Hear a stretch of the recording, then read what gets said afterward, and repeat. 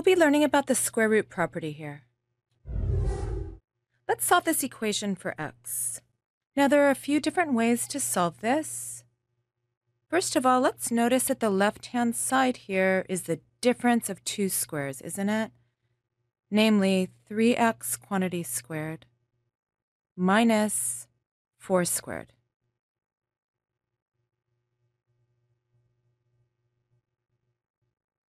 And remember, in this case, we have a special formula for factoring the difference of two squares, namely a squared minus b squared factors into a minus b times a plus b.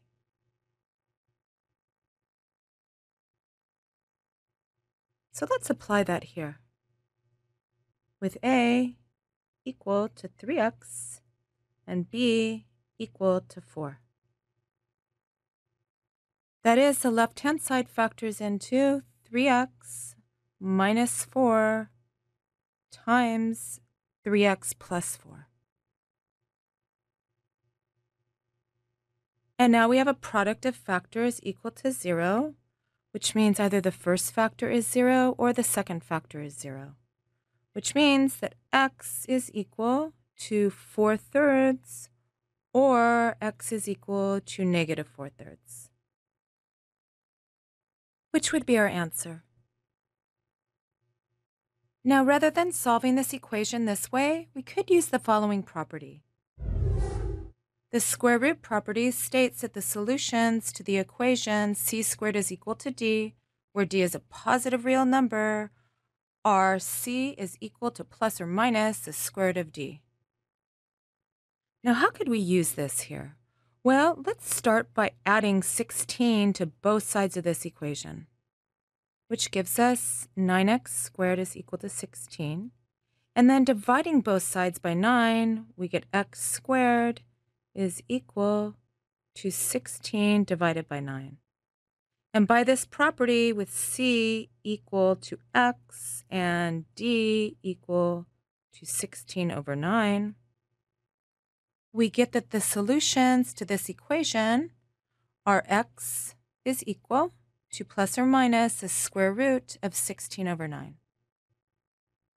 Or x is equal to plus or minus 4/3, which are the same answers. Let's look at another example.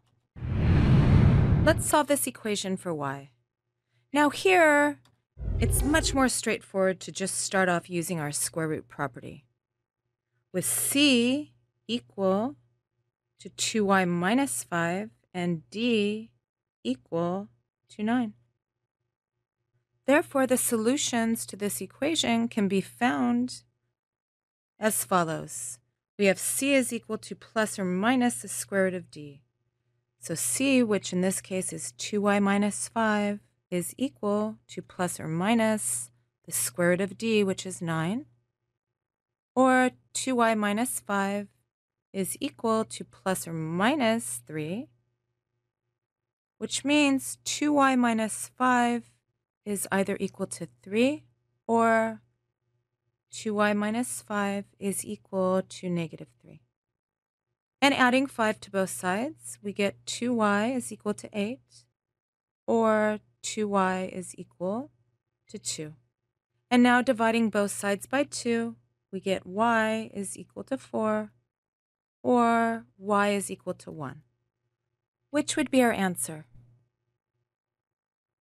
And this is how we use this square root property here.